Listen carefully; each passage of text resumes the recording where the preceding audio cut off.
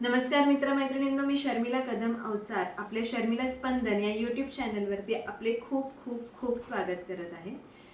आज मी तुमच्यासमोर जी कविता सादर करते ती कविता श्रीकृष्णाचा अंत झाल्यानंतर किंवा समस्त यादव कुलाचा नाश झाल्यावरती रुक्मिणीचं काय बरं झालं असेल किंवा सोन्याची द्वारका डोळ्यासमोर समुद्रात बुडून चालली हे पाहून रुक्मिणीच्या मनाची काय बरं चलबिचल झाली असेल, त्या श्रीकृष्णाचा अंत झाल्यानंतरच्या रुक्मिणीवरती ही कविता आहे।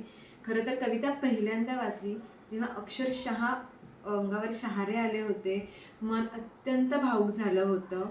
अतिशय सुरेख ही कविता आहे आणि कवितेचं शीर्षक आहे द्वारका। कवयित्री आहेत प्रभा गानोरकर।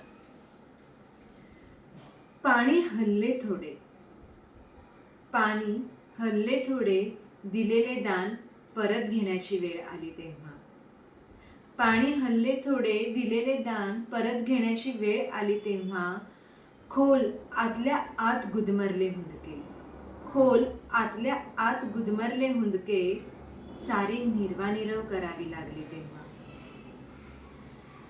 डोळ्यांबाहेरही आले दोन थेंब, डोळ्यांबाहेरही आले दोन थेंब, उरल्या आयुष्या इतकेच अल्पजीवी तितकेच व्यर्थ। मीठ मिसळून जायचे होते मिठात, मीठ मिसळून जायचे होते मिठात, एवढाच पदरी पडलेल्या त्या निर्जीव अश्रूंचा अर्थ। तो तर केव्हाच पाठमोरा झाला, तो तर केव्हाच पाठमोरा झाला, त्याची सावलीही दिसेनाशी झाली। आपल्या उघड्या डोळ्यांनी पाहते आहे, आपल्या उघड्या डोळ्यांनी मी पाहते आहे, माझी द्वारका बुडत चाललेली।